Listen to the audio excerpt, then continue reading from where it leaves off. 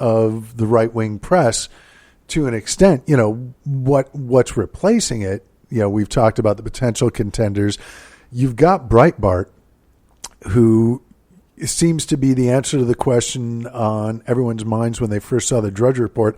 God, could this get any worse? Yeah.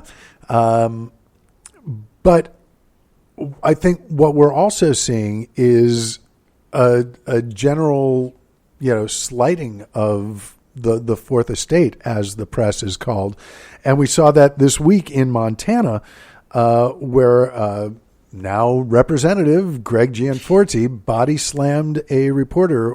There's no video, there's an audio recording, and there were witnesses from Fox News in the room who corroborated the reporter's story, and that he was grabbed.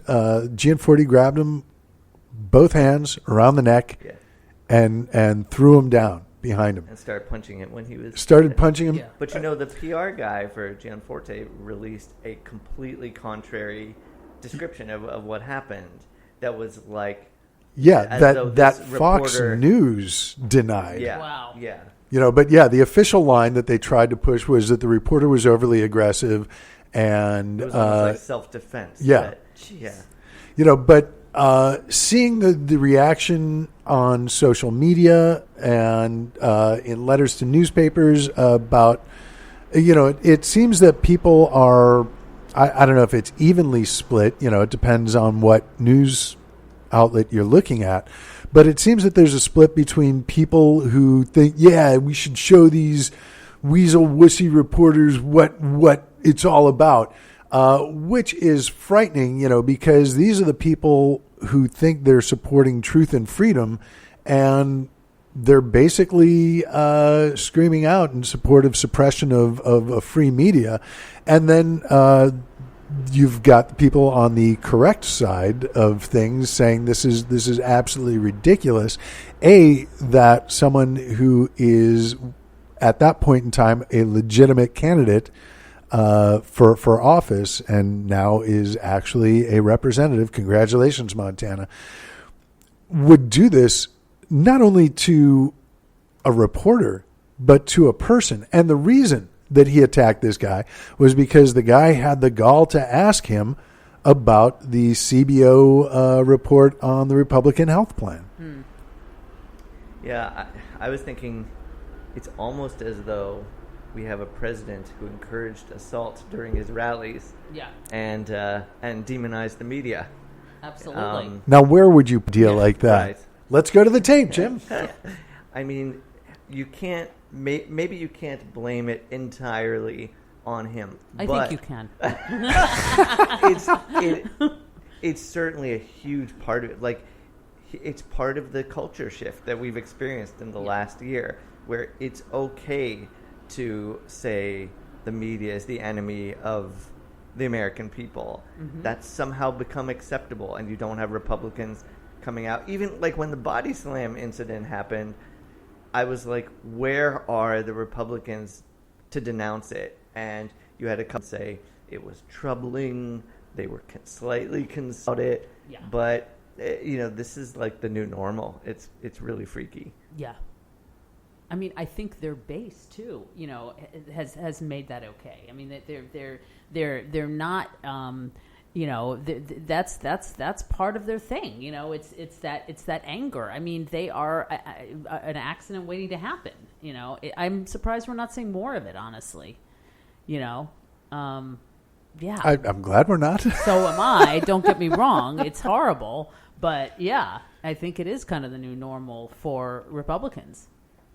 Yeah, I would agree. Not just Republicans, conservatives, because a lot, and I would almost say more conservatives than Republicans, only because, a lot of these people, the Tea Party folks, the Trump or nothing folks, feel that the party has abandoned them, which is why they're voting Trump, and for people like Gianforte, which. Now, one thing, you can't necessarily read approval of the body slam into the election results because Montana does have a lot of early voting. Right.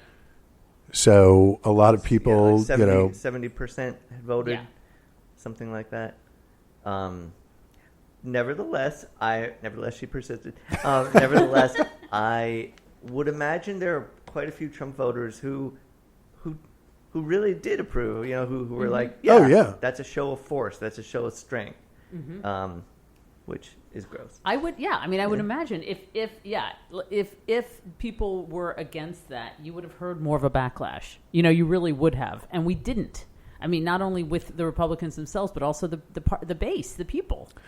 No, well, no, on the base, and I mean that's one thing, that we show so many times before, and it's been in the news. There's like a 30% of the population that support Trump, do or die. The people that believe his campaign claim that he could shoot a man in the middle of Fifth Avenue and everyone would be cool with that.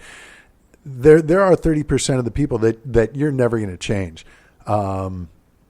That they are. It's it's funny. My high school psychology teacher, who it would probably be very happy to hear that I remembered the main lesson that he said on the first day of class, but then chagrined to know that I can't remember his name. Yeah. The things that stick with you. But the one thing that he said on the first day of class, and remember this, if you remember anything from this class, is the main idea behind psychology is that people know what they like and they like what they know.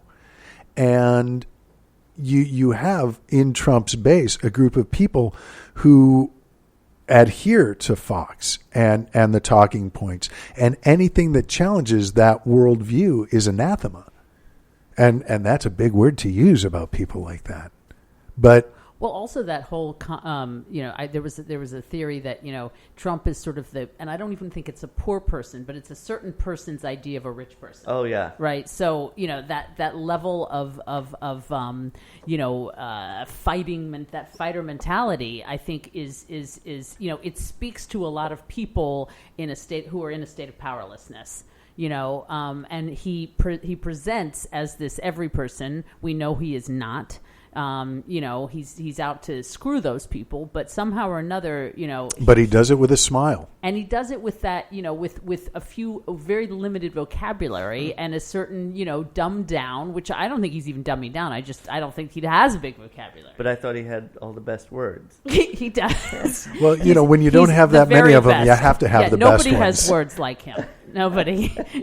Nobody. I'm sorry. I got to do at the end, I'll do my Alec Baldwin. I'll imitate Alec Baldwin imitating Trump. I can't do it right now. Good reason to stick around towards the end of the show, folks. I like that. We have all the best words. I think that that thing about a weak man's idea of a strong man. I've heard that applied to sort of other realms with Trump too, where like he's like a classless person's idea of classy. Yes. By covering everything in gold and tacky fucking gold leaf marble. He presents himself as, hey, look at me, I'm real fucking classy. Yeah, exactly. I have all the best stuff. I got class dripping from the source on my penis. From the Russian hooker. Oh my God! Yeah, no, it's true. Yeah. You do indirectly bring up just interesting, because the Russia scandal isn't going anywhere. When do we get to see the P tape? No, I know. Really? When is that going to happen? Hopefully never. I mean, I wanted to. Well, it's one of those things. It's like the Pam Anderson, Tommy Lee tape, or Two Girls, One Cup. It's one of those things. I've never seen them, but I find some comfort in the universe knowing that they're out there. It sort of proves my belief about the worst of everything. Oh my God, you're a dark soul. Sometimes we want that. Oh, I truly am. Yeah. Do you just a hypothetical, but given what happened after the Access Hollywood tape, which is nothing. I did not nothing. Billy Bush lost his job on the Today Show. Right. He's making a comeback now, by the way. I'll believe it when I don't tune in to see it. Do you think that it's possible that something like that could come out and it would just be business as usual? I think so. I think that's, that has been the MO of the administration, of desensitizing Americans, and it's not just the intensity of the scandal and the impact, but the fact that there are so many that we're being inundated. It's like every bad sci-fi movie and some of the good ones, thinking of the Ludovico technique in Clockwork Orange, or the brainwashing room on Lost, where you're just like, they've got all these images flashing at you with the intent of just numbing your brain and accepting the violence or whatever it is.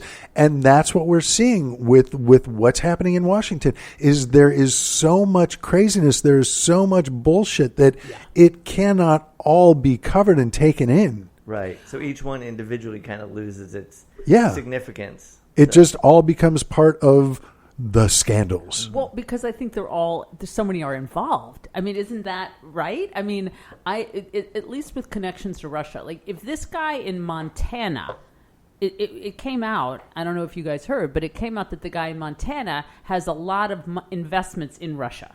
So here is a Montanan who has all these, now granted an elected official at this point, but nonetheless, I mean, you have to think that these Russia connections are so widespread that, of course, there's this vast cover-up. Because when it comes down, I mean, it'll be so many people in higher levels, also congressional, representatives that are going to be, that will be revealed to have these connections. I'm assuming, right? I don't think I'm being a conspiracy theorist. I think there's no, presumably, and because a lot of this, doesn't get filed on paperwork. If you're Jeff Sessions, or if you're Jared Kushner, or if you're Paul Manafort, I think there's a lot more that we're going to see. And it remains to be seen what happens with the FBI investigation, how that's going to affect the House and Senate investigations. But here's what I keep worrying about. Doesn't all this hinge on Republicans starting to kind of break ranks? I mean, anything could come out, and Republicans controlling House and Senate could say, well, it's not a big deal. And would there be any repercussions from it? Well, I'm an optimist in the sense that I think eventually, something is going to have to break. And I realize that throughout the entire Trump campaign, I was with the liberals, who every time, this has got to be the last straw. This is, talking about, grabbing a woman's pussy, that's really that people are letting that go. Okay. Well, this next thing, that's, totally. But that was just Trump, and granted, all of his toadies and the folks that surround him, which, you're going to get that mass of people in anything involving politics. But I think eventually the Republicans are going to start to see that they don't have anything to gain by hanging on to this guy.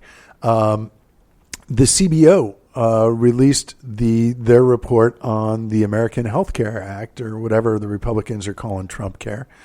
And they said it was pretty awesome, right? Yeah. Well, as opposed to the prior health plan, 1 million less people won't be covered. So that's a big win for the Republicans. Right. That only 23 million people are going to lose their coverage, and presumably, but everything else about it.